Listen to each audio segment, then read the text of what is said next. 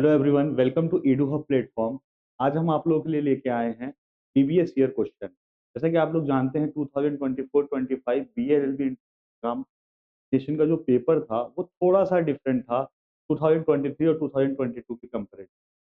वो ऐसा क्यों हो गया? ऐसा इसलिए हो गया कि जो मॉडर्न हिस्ट्री के क्वेश्चन थे थोड़े ज्यादा थे, तो एक एक करके हम जनरल स्टडीज वो देखेंगे और ये भी देखेंगे, पैटर्न देखने की कोशिश करेंगे कि कैसे क्वेश्चन पूछे जा रहे हैं। ठीक है, सबसे पहली बात क्या है कि Aligarh Muslim University BLLB PYQ 2024 general awareness question. ठीक है, पहला क्वेश्चन है आपका, which of the following is not a plantation crop. ठीक है, प्लांटेशन क्रॉप के बारे में पूछा जा रहा है और कहा जा रहा है कि नॉट अ प्लांटेशन क्रॉप। तो अगर आप लोगों ने बेसिक क्लासिफिकेशन भी क्रॉप का पढ़ा होगा, जैसे कि रबी क्रॉप, खरीफ क्रॉप, जायद क्रॉप, तो भी आप इस क्वेश्चन को आसानी से सॉल्व कर सकते हैं। ठीक है, तो यहाँ पे क्या हो जाएगा, आपका जो आपका वीट है वो आपका प्लांटेशन क्रॉप नहीं है, तो राइट आंसर आपका हो जाएगा वीट, क्योंकि वीट आपका प्लांटेशन क्रॉप नहीं होता है। ठीक है, नेक्स्ट है आपका, India has a land boundary of about. ये लैंड बाउंड्री की बात हो रही है, तो अगर हम इंडिया का मैप देखें, इंडिया कुछ ऐसा दिखता है। इंडिया का अगर मैं मैप ड्रॉ करूं, इंडिया का मैप कैसा होगा?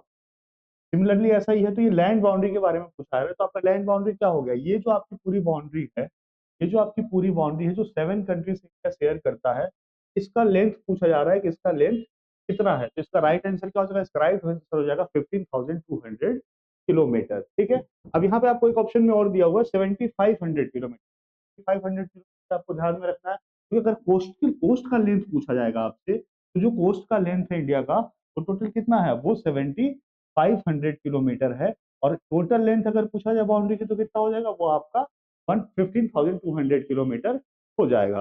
नेक्स्ट क्वेश्चन देखते हैं।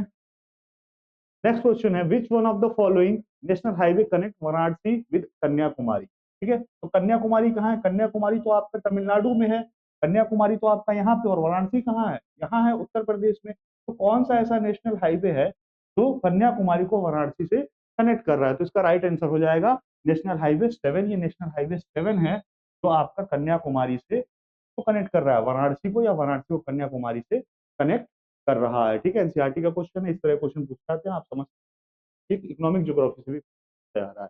ठीक है, नेक्स्ट क्वेश्चन है, Telangana state was officially form. ठीक है, अभी रिसेंटली 2025-4 में तेलंगाना गवर्नमेंट ने 1 जून को तेलंगाना डे भी सेलिब्रेट किया है। तो इसलिए क्या है कि 1 जून 2014 को ही तेलंगाना को हमने बाइफरकेट किया था, किससे? आंध्र प्रदेश से। तो इस अकॉर्डिंगली क्या आंसर हो जाएगा? 2014 जो है आपका राइट आंसर हो जाएगा। तो Telangana state was officially formed in 2014। ठीक है, ये आपका राइट आंसर हो जाएगा 2014। नेक्स्ट क्वेश्चन है आपका, which of the following river is known as Dakshin Ganga. ठीक है, दक्षिण गंगा। तो आपको पता है कि अगर हम साउथ इंडिया रिवर्स की बात करें, तो साउथ इंडिया में मेनली आपके 3 रिवर देखने को मिलते हैं। ठीक है, अगर हम यहाँ, तो आपका एक नर्मदा देखने को मिल जाएगा, तापी देखने को मिल जाएगा, और महानदी। लेकिन इस क्वेश्चन में हमसे ये नहीं पूछ रहा, हमसे पूछ रहा है कि किसको साउथ गंगा कहते हैं। तो यहाँ से आपका कर्नाटका से एक रिवर निकल रही है जो कि बे ऑफ बंगाल में फॉल कर रही है, जिसको हम कहते हैं गोदावरी। गोदावरी, तो राइट आंसर आपका हो जाएगा, गोदावरी को हम साउथ का गंगा भी कहते हैं, और गोदावरी जो है साउथ इंडिया की सबसे बड़ी और सबसे पुरानी रिवर भी मानी जाती है। तो इसका राइट आंसर क्या हो जाएगा? Option B is the right answer. Godavari is also known as Dakshin Ganga और साउथ गंगा। नेक्स्ट क्वेश्चन है आपका, which of the following steel plant of India was established with Russian collaboration। ठीक है, रशिया कोलाबोरेशन से कौन सा स्टील प्लांट इंडिया में लगा था, ये पूछा जा रहा है आपसे। तो इसका राइट आंसर हो जाएगा राउरकेला। अब दुर्गापुर की अगर हम बात करें, दुर्गापुर किसके कोलाबोरेशन से बना था? तो ये के कोलाबोरेशन से बना था, यूनाइटेड किंगडम के कोलाबोरेशन से बना था।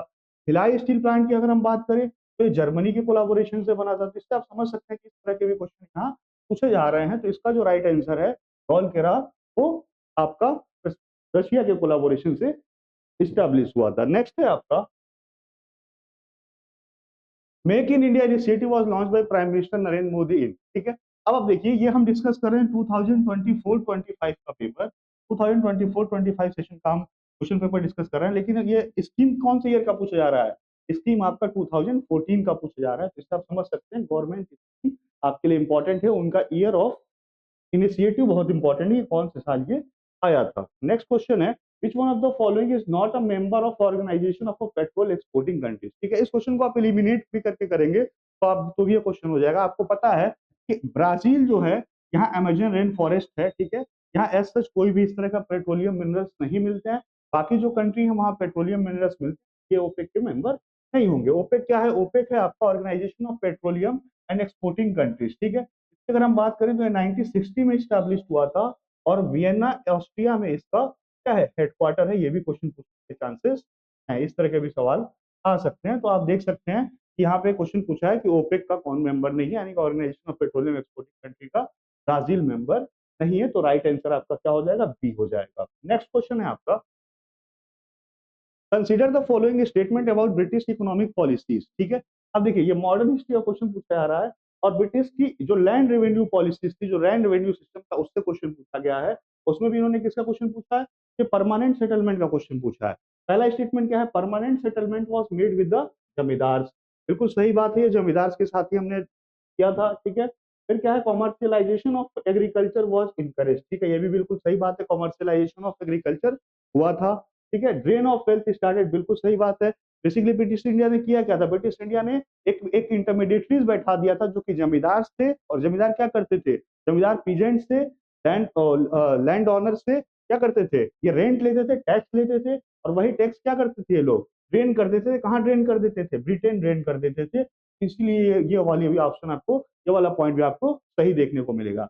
बट ये पॉइंट सही नहीं है। हैंडीक्राफ्ट इंडस्ट्री डेवलप्ड, ये पॉइंट बिल्कुल गलत है। हैंडीक्राफ्ट इंडस्ट्री डेवलप नहीं हुआ था। हैंडीक्राफ्ट इंडस्ट्री बेसिकली लोगों ने क्रैश कर दिया था, खत्म कर दिया था। तो अगर हम 4 को एलिमिनेट करते हैं तो यहाँ पे आपका 4 है, यहाँ पे आपका 4 है और यहाँ पे आपका 4 है। तो ऑप्शन अगर हम पॉइंट 4 को अगर हटाते हैं तो इससे हमें पता चल जाता है कि right answer is option C, 1 2 3 are correct. ठीक है, ये मॉडर्न हिस्ट्री का क्वेश्चन है। नेक्स्ट है आपका बैटल ऑफ प्लासी। ये भी मॉडर्न हिस्ट्री का क्वेश्चन है।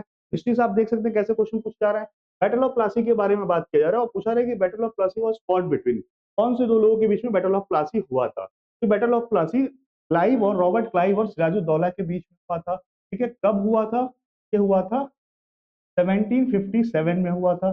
ठीक है, ये इंपॉर्टेंट है, ये आपको ध्यान रखना है। नेक्स्ट क्वेश्चन है, what was the abbreviation title of दादा भाई नौरोजी। ठीक है, तो दादा भाई नौरोजी को grand old man of India कहा जाता था। बहुत फेमस है, grand old man of India दादा भाई नौरोजी को कहा जाता था। इन्होंने इन्होंने ही सबसे पहले ड्रेन ऑफ वेल्थ के बारे में बताया था। फिर sir Syed Ahmad Khan is buried in, sir Syed Ahmad Khan को कहाँ बरीड किया गया था? इससे क्वेश्चन है। सर सैयद अहमद खान से 2 क्वेश्चन आने के चांसेस बहुत ज्यादा रहते हैं। राइट आंसर हो जाएगा Aligarh. Sir Syed Ahmad Khan was buried in Aligarh. ठीक है, ये भी आप कह सकते हैं कि मॉडर्न हिस्ट्री का ही क्वेश्चन है। ठीक है, बेसिकली आप इसको ऐसे भी कह सकते हैं कि सोशल रिलीजियस रिफॉर्म का क्वेश्चन है मॉडर्न हिस्ट्री। नेक्स्ट है आपका, which of the following state was bifurcated on August 5 2019। ठीक है, डेट देके पूछा कि कौन से स्टेट को बाइफरकेट किया गया था। कौन से स्टेट को बाइफरकेट किया था? आंध्र प्रदेश को तो किया नहीं गया था, कर्नाटक को भी नहीं किया गया था और तमिलनाडु को भी नहीं किया गया था। तो राइट आंसर क्या हो जाएगा? Option C, Jammu Kashmir is the right answer. Next question है आपका, who is the writer of article 70 a constitutional history of Jammu Kashmir. ठीक है, ये बुक से क्वेश्चन पूछा गया है सीधा कि इस बुक के राइटर कौन है। ठीक है, तो इसका आंसर क्या हो जाएगा? इसका आंसर हो जाएगा एजी Noorani. AG Noorani is the right answer. Option C, option B is the right answer. Article 370 a constitutional history of Jammu Kashmir was written by AG Noorani. Next है आपका कैबिनेट मिशन। 15 क्वेश्चन है, क्या है? Cabinet mission namely lord Lawrence and sir Stafford Cripps and mister AB Alexander were the member of. ठीक है, तो ये basically cabinet mission की बात हो रही है। कैबिनेट मिशन की बात हो रही है। 1946 में कैबिनेट मिशन आया था और इस कैबिनेट मिशन को हेड कर रहे थे आपके, कौन हेड कर रहा था? पैट्रिक लॉरेंस हेड कर रहे थे, क्योंकि पैट्रिक लॉरेंस उसमें सेक्रेटरी ऑफ स्टेट थे इंडिया के। और ये तीनों मेंबर जो है किससे जुड़े हुए हैं? कैबिनेट मिशन प्लान से जुड़े हुए हैं। ये क्वेश्चन रिपीट हो सकता है, दूसरे फॉर्म में रिपीट हो सकता है कि कौन मेंबर नहीं है। जैसे आपसे पूछा है कि आपको 4 ऑप्शन दे दे, 4 नाम दे दे, पूछे कौन इसमें मेंबर नहीं है। ठीक है, तो इसलिए आपको ये जो मेंबर्स के नेम नेम दिए हुए हैं, जैसे Patrick Lawrence, Stafford Cripps and A B Alexander, ये भी आपको ध्यान में रखना है। नेक्स्ट क्वेश्चन है आपका, the highest and final judicial tribunal of India. ठीक है, अगर ऐसा क्वेश्चन पूछता है हाईएस्ट, हाईएस्ट कह रहा है, हाईएस्ट एंड फाइनल जुडिशरी, तो अगर मैं इंडियन जुडिशियल सिस्टम को देखूं तो independent and integrated judicial system सबसे पहले ऊपर कौन आता है? सुप्रीम कोर्ट आता है, फिर हाई कोर्ट आता है, फिर लोअर कोर्ट आता है, या फिर डिस्ट्रिक्ट कोर्ट कहते हैं हम इसको, या फिर हम इसको सेशन कोर्ट कहते हैं, और नीचे जो है ग्राम पंचायत आते हैं या ग्राम न्यायालय आता है, ग्राम न्यायालय पंचायत जो वो आते हैं। तो आप इससे समझ सकते हैं कि सुप्रीम कोर्ट जो है वो आपका क्या है? हाईएस्ट जुडिशियल या ट्रिब्यूनल है इसका, इंडिया का, ठीक है। तो इसके अकॉर्डिंग आपका सुप्रीम कोर्ट यानी कि ऑप्शन सी जो है वो राइट आंसर हो जाएगा। नेक्स्ट है आपका, national anthem was originally composed in, ठीक है। तो आपको पता है नेशनल एंथम को किसने कंपोज किया था? रविंद्रनाथ टैगोर जी ने कंपोज किया था, ठीक है। तो राइट आंसर क्या हो जाएगा? बंगाली। बंगाली में ही क्या हुआ था? बंगाली लैंग्वेज में ही नेशनल एंथम ओरिजिनली कंपोज किया था। तो ये भी क्वेश्चन पूछा सकता है कि हमने नेशनल एंथम को कब अडॉप्ट किया था? तो हमने इस नेशनल एंथम को 26 ऑफ जैन 1950 को अडॉप्ट किया था, ठीक है। ये भी आपको ध्यान में रखना है, ठीक है। तो national anthem originally Bengali language में था, ये हमें ध्यान रखना है। नेक्स्ट क्वेश्चन है आपका, the chairman and members of national human right commission are appointed by, ठीक है। जो एनएचआरसी है, नेशनल ह्यूमन राइट कमीशन है, उसको कौन अपॉइंट करता है? उसके चेयरमैन और मेंबर को कौन अपॉइंट करता है, ठीक है। तो वन ऑफ द एबव तो होना नहीं है, चीफ जस्टिस तो करते नहीं है, ठीक है ना, प्राइम मिनिस्टर करते हैं। तो राइट आंसर क्या हो जाएगा आपका? प्रेसिडेंट ऑफ इंडिया जो अपॉइंट करते हैं किसको? एनएचआरसी को करते हैं। और रघुनाथ मिश्रा, याद रखना ये फर्स्ट चेयरमैन थे, रघुनाथ मिश्रा फर्स्ट चेयरमैन थे, इसके एनएचआरसी के फर्स्ट चेयरमैन थे। और ये कब बना था एनएचआरसी? तो एनएचआरसी आपका बना था 1993 में, ठीक है। ये कुछ एडिशनल इंफॉर्मेशन ये भी आपको ध्यान में रखना है। तो राइट आंसर हो जाएगा प्रेसिडेंट ऑफ इंडिया, जो क्या करते हैं? ये अपॉइंट करते हैं एनएचआरसी के मेंबर और चेयरमैन को। नेक्स्ट क्वेश्चन है आपका, murder of a new born child is, ठीक है। बेसिकली लीगल टर्मिनोलॉजी से क्वेश्चन आ गया है, इंग्लिश का भी क्वेश्चन कह सकते हैं, बहुत आसान है। इसको हम इन्फेक्टिसाइड कहते हैं, इन्फेक्टिसाइड कहते हैं। तो mother of new born child को हम इन्फेंटिसाइड कहते हैं, ये हमें ध्यान रखना है, ठीक है। नेक्स्ट क्वेश्चन है आपका, trial without jury is called, ठीक है। Trial without jury is called, trial without jury is called, इसको हम कहते हैं जूरी ट्रायल, इसको हम कहते हैं जूरी ट्रायल, ये आपको ध्यान रखना है, इसको कहते हैं जूरी ट्रायल। नेक्स्ट है आपका, Newton first law is also known as, Newton first law को क्या कहते हैं? न्यूटन फर्स्ट लॉ को आपको पता है 3 न्यूटन लॉ है, फर्स्ट लॉ है, सेकेंड लॉ है और थर्ड लॉ है, ठीक है। और ये इसमें जो आपका राइट आंसर क्या हो जाएगा? राइट आंसर फर्स्ट लॉ को क्या कहते हैं हम? लॉ ऑफ इनर्शिया कहते हैं, लॉ ऑफ इनर्शिया कहते हैं, ठीक है। नेक्स्ट है आपका नीति आयोग। अब ये क्या पूछा जा रहा है आपसे कि नीति आयोग का फुल फॉर्म पूछा जा रहा है आपके, नीति आयोग स्टैंड फॉर, ठीक है। तो इसका क्या आंसर हो जाएगा? नीति आयोग का मतलब क्या हो गया? National institution, national institute for, national institute for transforming India, ये नीति आयोग का आपका फुल फॉर्म हो जाएगा, नीति का फुल फॉर्म हो जाएगा, जो कि कब बना? ठीक है, 2015 को ये स्टैब्लिश हुआ, फॉर्म्ड हुआ। ये किसको रिप्लेस करके बना? ये प्लानिंग कमीशन ऑफ इंडिया को रिप्लेस करके नीति आयोग बनाया गया, प्लानिंग कमीशन ऑफ इंडिया को रिप्लेस करके नीति आयोग को बनाया गया। ये आपको ध्यान रखना है, कब बनाया गया? 2015 में, ठीक है। नीति stand for national institute for transforming India. Next question है आपका, मेट्योर और meteoroids come on the earth from, ठीक है। देखिए, तो मेट्रो और मेट्रॉइड्स की बात की जा रही है।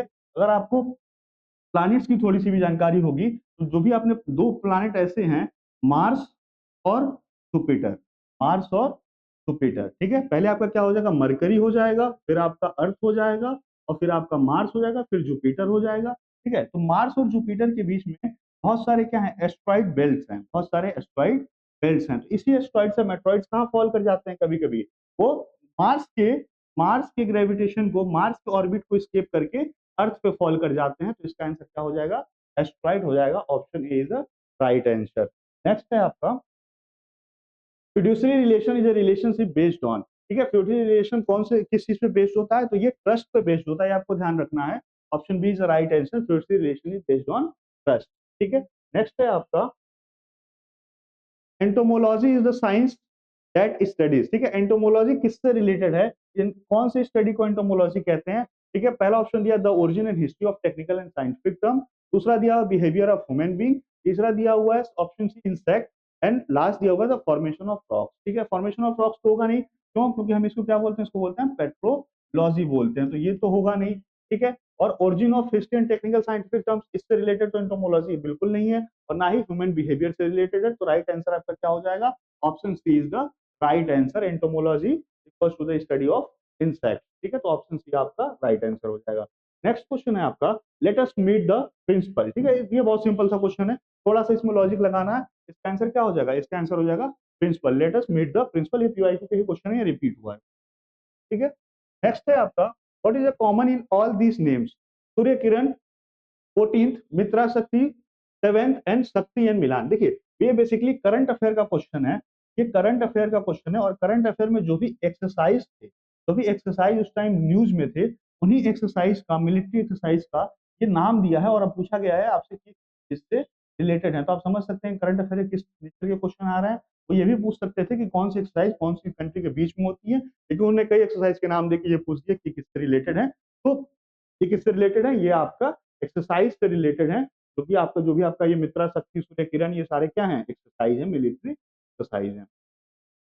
नेक्स्ट है वो the liquid portion of blood is. ठीक है, तो अगर हम ब्लड की बात करें तो ब्लड क्या होता है? ब्लड कनेक्टिव टिश्यू होता है। अगर आप ब्लड देखोगे तो ब्लड ब्लड को अगर मैं बाइफरकेट करूं तो ब्लड में क्या क्या होता है? ब्लड में आपका आरबीसी होता है, ठीक है, ब्लड में आपका डब्ल्यूबीसी होता है, और ब्लड में आपका प्लेटलेट्स होते हैं, इसको थ्रोम्बोसाइट्स भी कहते हैं, प्लेटलेट्स होते हैं। ठीक है, और क्या होता है ब्लड में? ब्लड में आपका प्लाज्मा होता है। तो जो प्लाज्मा होता है ब्लड का, वो आपका क्या होता है? वही जो है आपका लिक्विड पार्ट होता है, बाकी इसमें कोई भी पार्ट आपका लिक्विड नहीं होता है। यही क्वेश्चन ये पूछ रहा है कि ब्लड का कौन सा पार्ट जो है वो लिक्विड होता है। तो प्लाज्मा जो है वो लिक्विड होता है, तो राइट आंसर आपका हो जाएगा प्लाज्मा। नेक्स्ट है आपका, who was the chairman of the national commission on farmers. ठीक है, बेसिकली अभी ये कमीशन बहुत ज्यादा न्यूज में भी है, नेशनल कमीशन ऑन फार्मर्स 2004 में बना था, और एम एस स्वामीनाथन, ने इसको क्या किया था? चेयर किया था। एम एस स्वामीनाथन ने इस कमेटी को चेयर किया था, और अभी एम एस स्वामीनाथन का डेथ भी हो गया, और एम एस स्वामीनाथन को क्या कहते हैं? Father of Indian green revolution भी कहते हैं, फादर ऑफ इंडियन ग्रीन कहते हैं। और अभी 2025 में या 24 में आप कह सकते हैं, एम एस स्वामीनाथन को भारत ने क्या दिया है? इंडिया ने क्या दिया है? उनको भारत रत्न दिया है। ठीक है, इंडिया का हाईएस्ट सिविलियन अवार्ड अभी एम एस स्वामीनाथन को दिया गया है। ठीक है, क्योंकि इनका कॉन्ट्रीब्यूशन, ये एक एग्रीकल्चरल साइंटिस्ट थे, एग्रीकल्चरल डेवलपमेंट में, ग्रीन रिवोल्यूशन के डेवलपमेंट का बहुत बड़ा रोल था। 2004 में एक कमेटी बनती है, नेशनल कमीशन ऑन फार्मर्स, जिसको चेयर करते हैं एम एस स्वामीनाथन। ठीक है, नेक्स्ट है आपका, April 23 is observed as English language day to make the birth and death of. ठीक है, ये भी क्वेश्चन मुझे लग रहा है रिपीटेड क्वेश्चन है, और इसका सीधा आंसर आपको पता, बस आपको ये याद कर लेना है कि अप्रैल 23 से रिलेटेड है, कि विलियम शेक्सपियर से रिलेटेड है, और इनका इंग्लिश लैंग्वेज में कंट्रीब्यूशन को आपको पता ही होगा कि इनका इंग्लिश लैंग्वेज में कितना बड़ा कंट्रीब्यूशन है।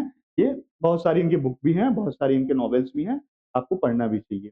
नेक्स्ट है, UN decade of poverty eradication is declared by the general assembly. ठीक है, ये आपका पूछ रहा है कि यूनाइटेड नेशन ने decade for a poverty and eradication जो है कब डिक्लेयर किया था? कौन से डिकेड को डिक्लेयर किया था? तो राइट आंसर इसका हो जाएगा ऑप्शन बी, 1997 टू 2006। ठीक है, ये आपका डिकेड था जिसको यूनाइटेड नेशन ने डिक्लेयर किया था। नेक्स्ट है आपका, the number of language recognised by the Indian constitution. ठीक है, सिंपल सा क्वेश्चन है, सीधा पूछा जा रहा है। आपको पता है इंडिया के शेड्यूल 8 में बहुत सारे लैंग्वेजेस दिए हुए हैं, बहुत सारे लैंग्वेजेस। तो पूछना कितने लैंग्वेज है, ये भी पूछा सकता है कि वो शेड्यूल कौन सा है। ठीक है, डायरेक्ट पूछा लैंग्वेज कितने हैं, तो 22 लैंग्वेज हैं। राइट आंसर इसका हो जाएगा ऑप्शन सी, जो कि आपका 22 है। तो शेड्यूल 8 में यानी कॉन्स्टिट्यूशन में 22 लैंग्वेज के बारे में मेंशन है। ठीक है, नेक्स्ट है आपका ध्रुव। अब देखिए ये क्या पूछा जा रहा है, ये भी करंट अफेयर का क्वेश्चन है, साइंस एंड टेक का क्वेश्चन है। इससे पहले भी हमने देखा था कि कैसे मिलिट्री एक्सरसाइजेस पूछे जा रहे थे नाम से, और फिर यहाँ पे एक और क्वेश्चन आ गया ध्रुव। अब ये पूछ रहे हैं कि ध्रुव क्या है, व्हाट इज ध्रुव? ये बेसिकली रिमोट सेंसिंग सैटेलाइट है ध्रुव, जो कि डीआरडीओ ने लॉन्च किया था। ये भी करंट अफेयर का क्वेश्चन है, कि आपको करंट अफेयर के प्रोस्पेक्टिव में समझना होगा किस तरह के क्वेश्चन पूछे जा रहे हैं। नेक्स्ट है आपका question number 34, which of the following element is from the halogen group of element. ठीक है, कह रहा है कि कौन सा, ये यहाँ पे थोड़ा सा मिस्टेक हो गया है, नॉट होगा यहाँ पे, which of the following is not होगा, not not element of halogen group होगा, कि कौन सा इसमें से हेलोजन ग्रुप नहीं है। ठीक है, विच of the following element is from the halogen group. नहीं, ये क्वेश्चन सही है, तो कौन सा जो है नहीं है, यही पूछ रहा है, क्वेश्चन सही है। क्या इसका क्या आंसर हो जाएगा? कौन सा है, तो इसका हीलियम जो है आंसर हो जाएगा। राइट आंसर आपका ए हो जाएगा। ठीक है, क्योंकि ये तो है ही नहीं, तो आपका ए हो जाएगा। ठीक है, नेक्स्ट है आपका, crimes usually involving cunning and deceit rather than physical force is called. ठीक है, अब ये कह रहा है कि इस तरह के क्राइम जो कि कौन कर रहा है, जो कि या तो उसमें क्या कनिंग इन्वॉल्व है या डिसीट इन्वॉल्व है या उसमें फिजिकल फोर्स इन्वॉल्व नहीं है, फिजिकल फोर्स इन्वॉल्व नहीं है, इस तरह के क्राइम्स को क्या कहा जाता है, ये क्वेश्चन पूछ रहा है आपसे। तो व्हाइट कॉलर क्राइम जो है, व्हाइट कॉलर क्राइम इसको कहते हैं। आजकल जो डिजिटल अरेस्ट वगैरह जो चल रहा है बहुत ज्यादा न्यूज में, वो व्हाइट कॉलर क्राइम ही है, ठीक है, जिसमें आप without any using any physical force आप कोई क्राइम कर रहे हो तो उसको व्हाइट कॉलर क्राइम कहते हैं। Right to privacy, next question है, right to privacy has been recognised as fundamental right under. ठीक है, राइट टू प्राइवेसी बेसिकली 2017 में केस हुआ था, पुत्ता स्वामी केस। पुत्ता स्वामी केस में कहा गया था कि right to privacy is a part of right to life, right to privacy is a part of right to life. अब आपको राइट टू लाइफ पता है कहाँ है, राइट टू लाइफ आपको कौन सा आर्टिकल में है, राइट टू लाइफ आपका आर्टिकल 21 में है। ठीक है, तो इसका राइट आंसर हो जाएगा option D, article 21। Right to privacy is a part of right to life, Puttaswamy के 2017 में ये बात कही गई थी। ठीक है, नेक्स्ट है आपका, who among the following is the awardee of Ramon Magsaysay award for harnessing journalism to give voice. ठीक है, जर्नलिज्म में give voice to voice, journalism में किसको जो है रमन मैग्सेसे अवार्ड मिला, ये क्वेश्चन पूछा गया, तो इसका राइट आंसर हो जाएगा Ravish Kumar. Ravish Kumar option C right answer हो जाएगा, ये भी करंट अफेयर का ही क्वेश्चन है।